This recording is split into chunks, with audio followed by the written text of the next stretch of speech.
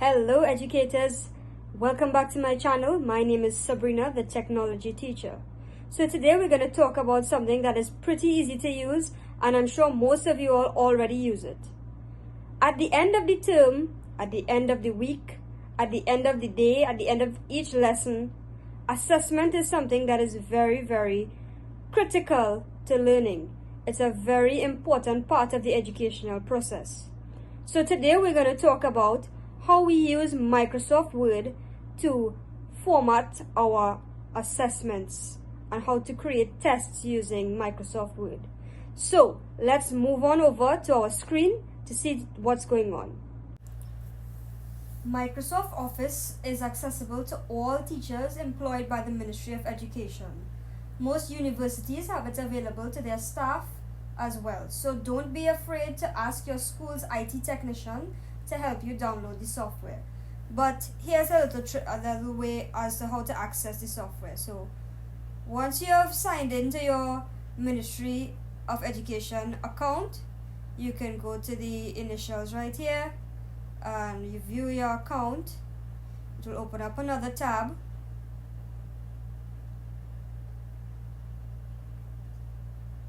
Okay, you can see Office apps and go to my account, right, and install Office right here.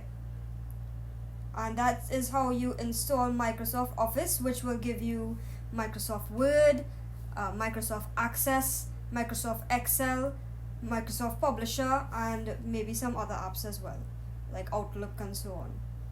So that is how you get access to install Microsoft Office onto your computer.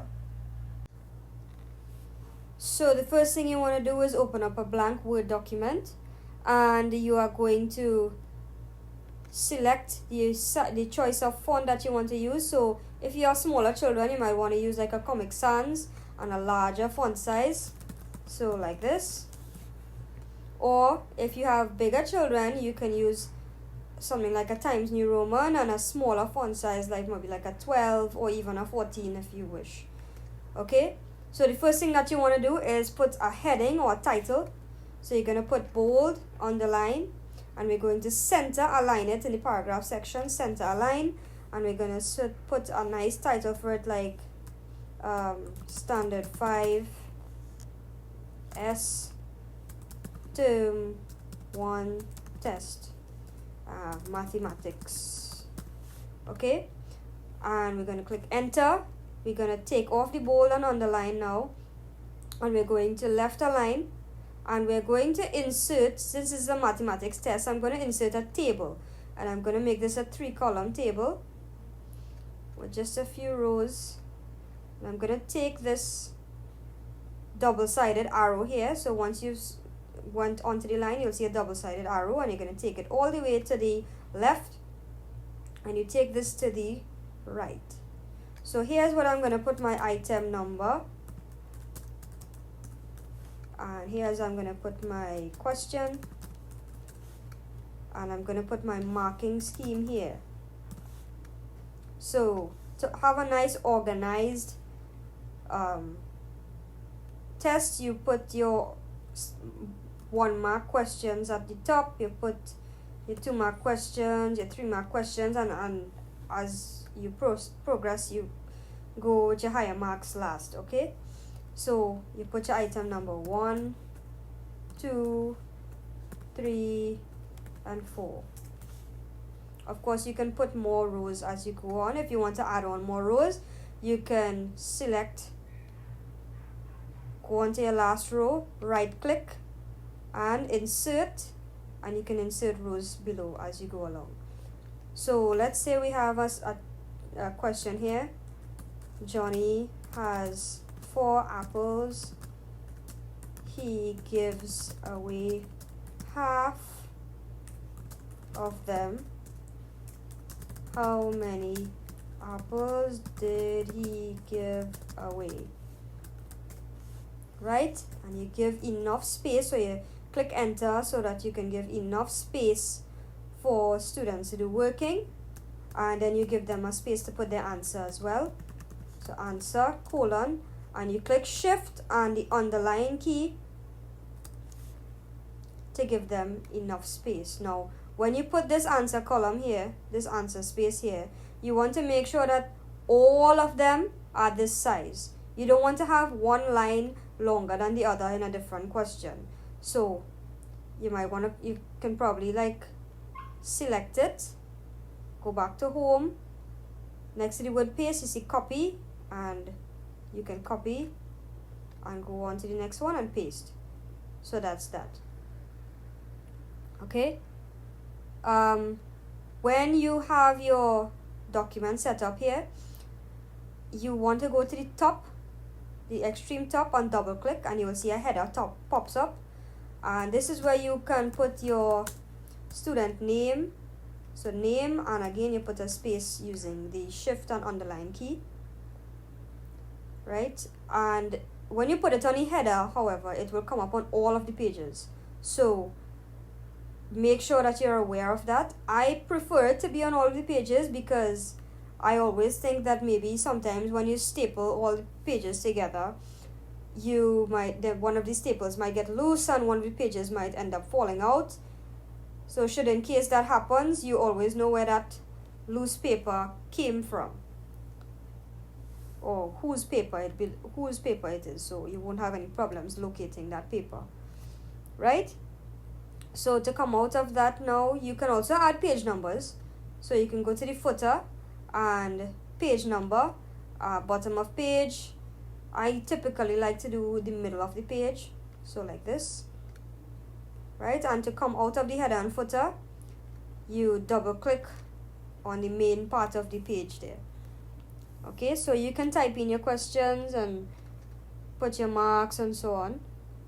You can also add pictures. So if you have like a pictograph, or you want to do like a picture of something, you can go directly onto the internet, and I prefer to use like black and white clip arts because it saves on the toner and it saves on the ink, right? So you can use like a black and white clip art and copy image. So you right click copy, and you can paste it onto the question. So you see how big that is? We don't want it to be so big. We want it to be on the first page. So let's decrease the size of it. So you go to the corner of the picture and you drag it inwards. Okay. So if you have something like you want to do like a frequency table or something like that, you can also do a table within this table. So you go to insert table and you put in how many rows and columns you have. So let's say this is name and this is frequency,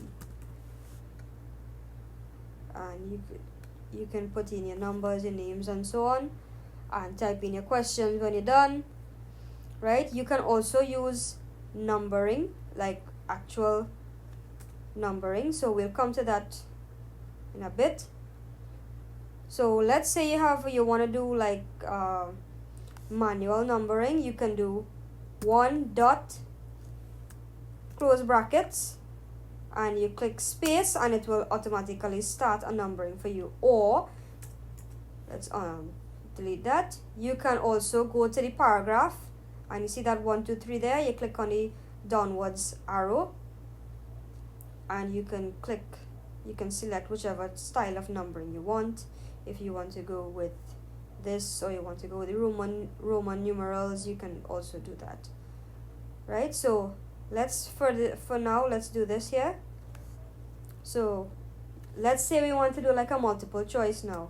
Which of the following is not a shape with 6 sides, right? And we click enter. So you see it goes automatically onto 2.